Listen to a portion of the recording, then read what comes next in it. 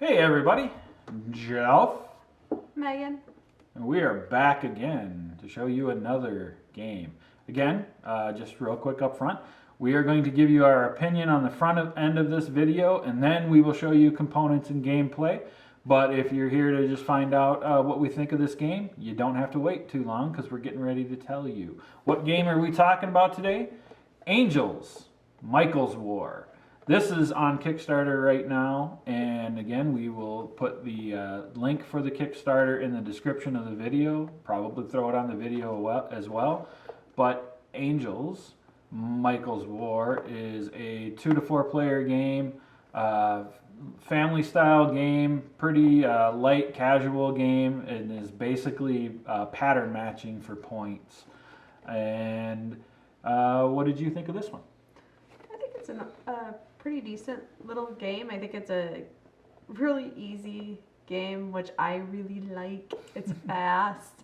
I'm not a big, I don't even know what you call them, like the Dominion type magic card point. Okay, first of all, she loves Dominion. I do love Dominion, but I mean, those card games where you have 42 abilities, and if you play 3 in a row, then you get 10 points off. I don't like those games. I just get bored with them, and they take 40 hours long to play them. Even though you do like Dominion, I like you're Dominion. not. But Dominion has that engine mechanic. Yes. And if somebody gets going on an engine, you basically wait till they go through their entire deck, kind of thing, and. Yeah, I forget what else we play. But yeah, the more complex card games are not necessarily something that Megan's in for. But this one, go ahead. It was a very good introduction, I think, to that type of card game, and I think to get them hooked maybe later on to more complicated ones, this is a very good starter card game.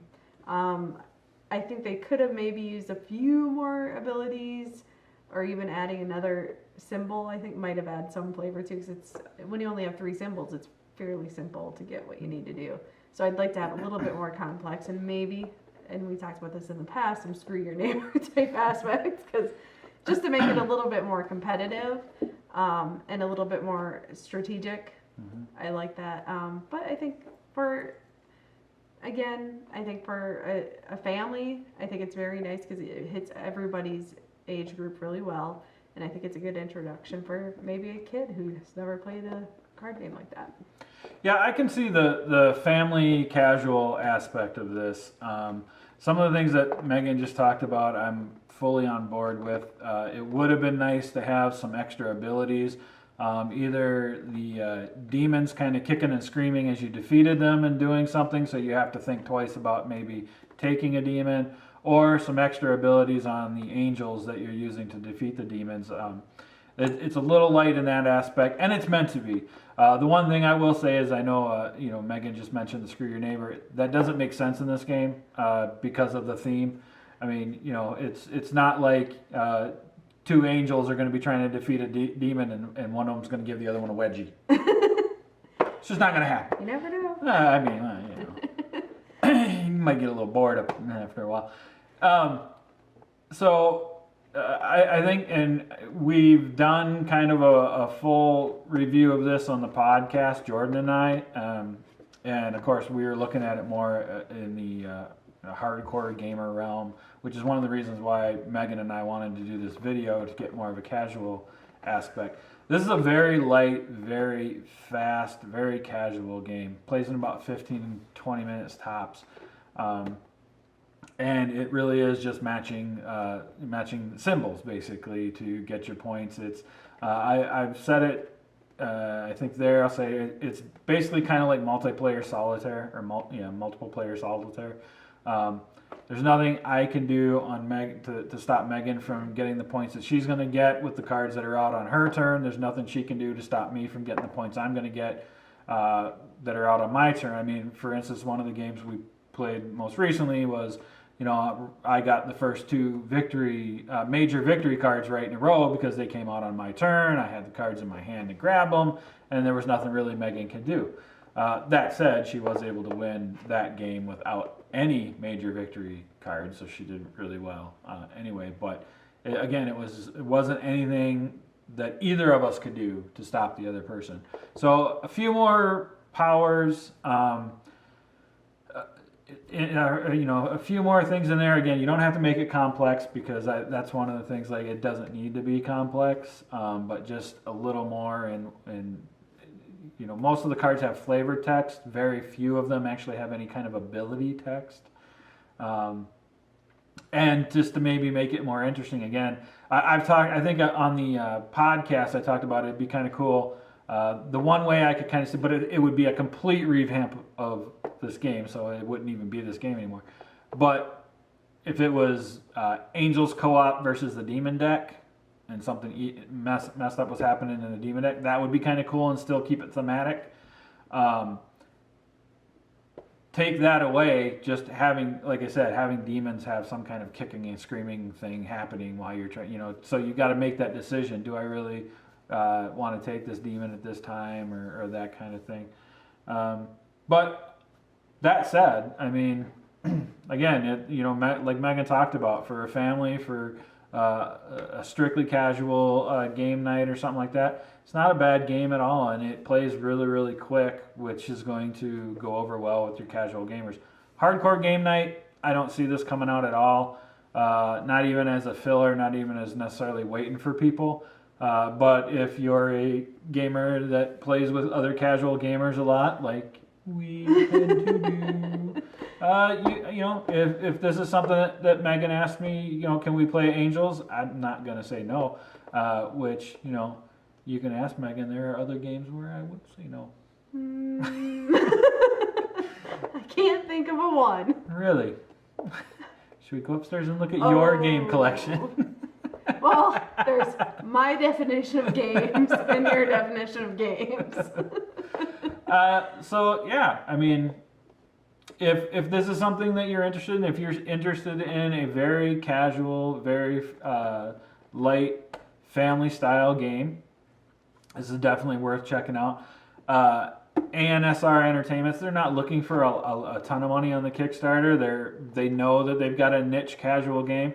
They're only looking for like $777 to get it made and produced, which is awesome. I think I can't remember what the base price is now off the top of my head, but it's inexpensive as well. I think it's $25, $20 or $25 for just the base game, but then it's like $52 if you want the deluxe version, which is like all the expansion they were planning for the next year. So I mean, that's pretty good price, and you get a lot of game out of it for that. You get everything that they were going to produce this coming year. So that's kind of cool. So definitely go check it out and for yourself and see if it's something you like. And if you got the casual gamer that you want to get into a intro-y casual light card game, Angels, Michael's War.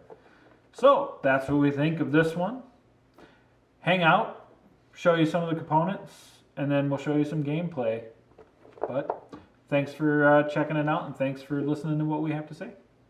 Okay, let's take a look at the components that we get with Angels, Michael's War. Of course, this is a prototype, so things can change in the final version, but what we have is a double-sided rule sheet. I don't know if this is going to change for the final version or not, but it does a pretty good job of explaining the rules. So it's a double-sided, one-page double-sided rule sheet. Get that. Then we get the box that everything comes in, holds all the cards in the rule sheet and stuff, so a nice little box there.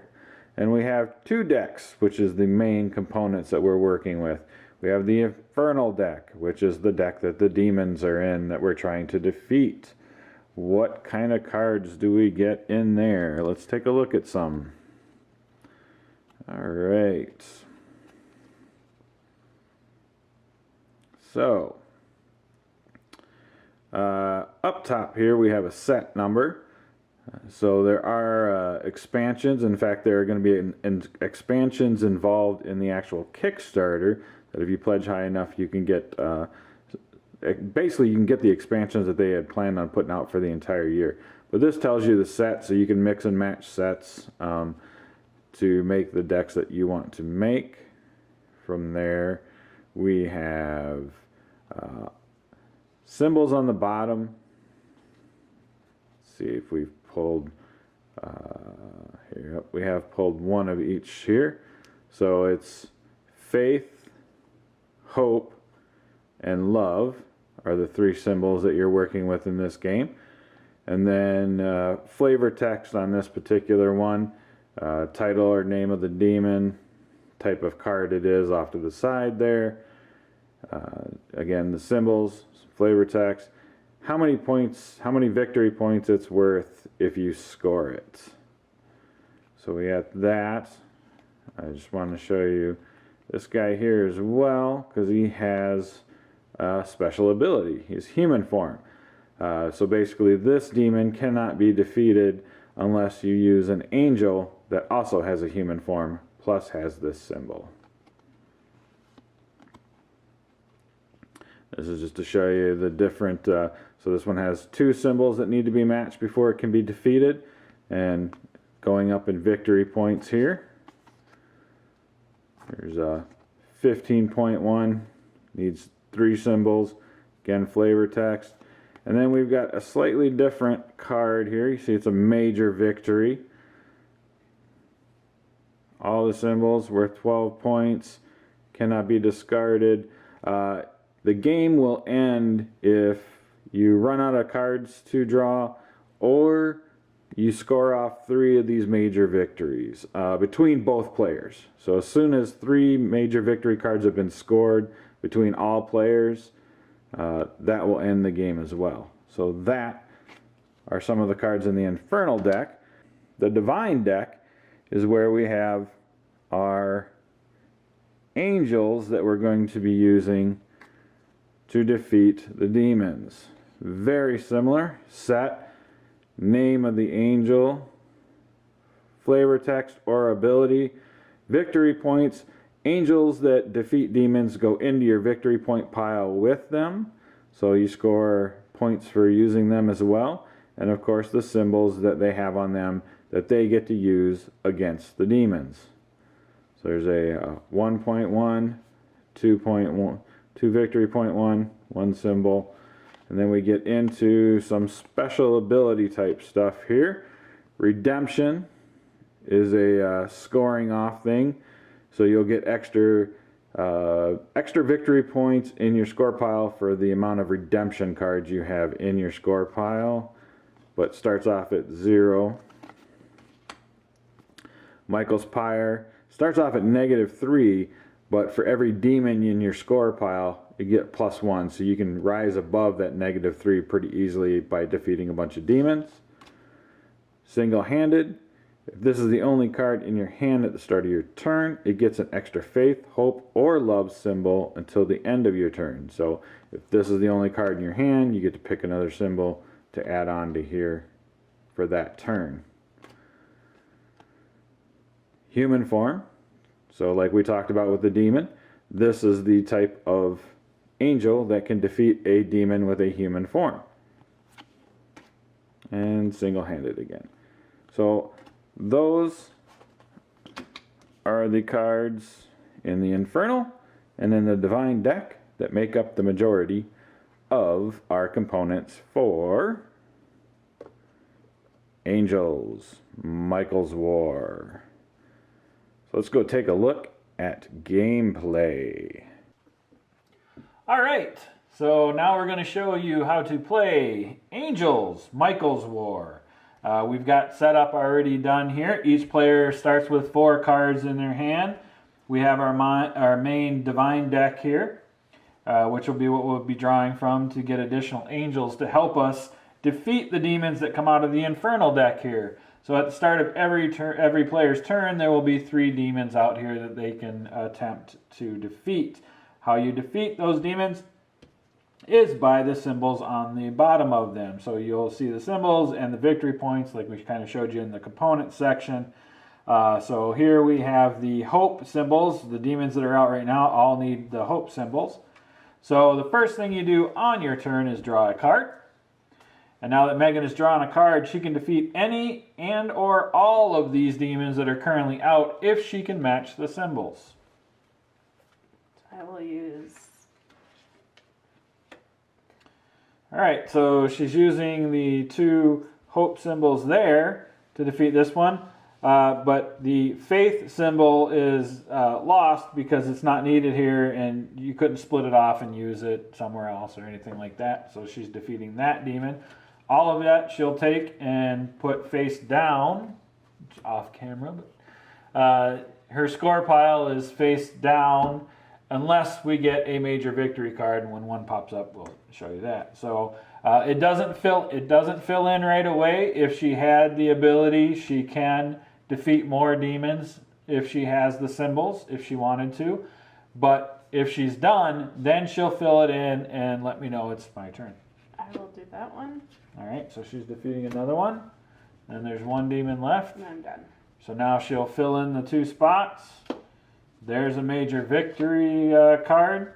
The game ends when either like one of these decks runs out or 3 major victory cards are scored. So the major victory cards, once you take those, they don't go face down in your score pile. They stay up so that you can tell when 3 of them have been scored.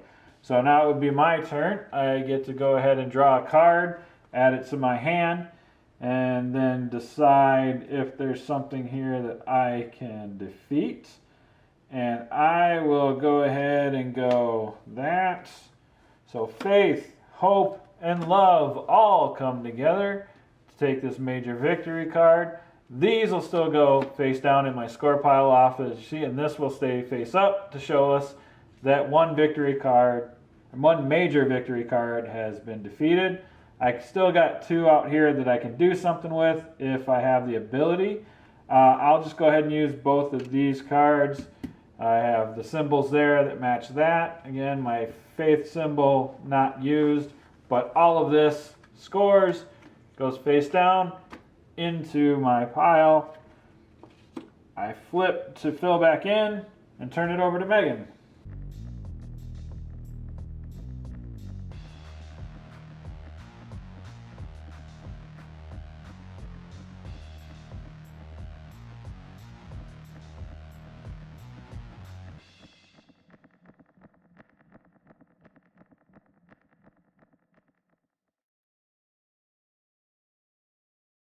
Now, this demon has the human form. So not only do you need this symbol, but you need an angel with this symbol that is also in human form to be able to defeat that particular one. So I draw and I pass.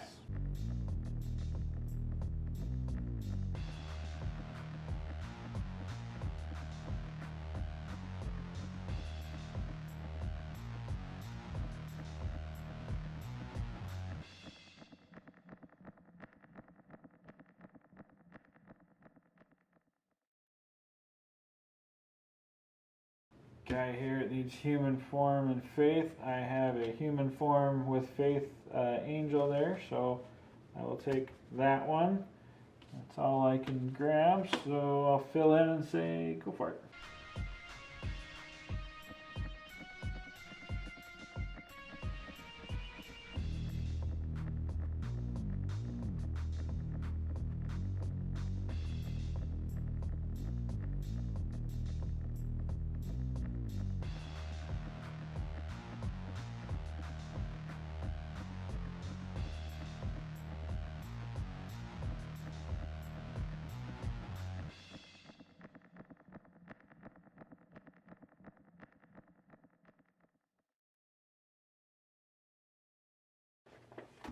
And that would be the end of the game. All right, so that will end the game because we have 3 major victories that have been scored. It would have ended soon anyway because we're down to our last card to draw here. And now basically what you do is you take everything in your score pile, you add up all your points, and most points wins. A couple things we will show you real quick that have to do with scoring. There are 2 types of cards that you'll have in your hand. there's these Michael's Pyre cards, which say it basically begins with -3 victory points, but for every demon in your score pile, you get a +1. So you basically, after the first 3 demons, you start actually getting points for this. So if you've taken a lot of demons, these are cool cards to have in your score pile. And then the redemption card, they all work together. They start off as a 0 victory points, but for every redemption card in your score pile, it's worth +1 point. So you get a bunch of redemption cards together. They all kind of feed off of each other and give you more points that way. And again, you add up all your points. Whoever has the most points wins. That is how you play Angels, Michael's War.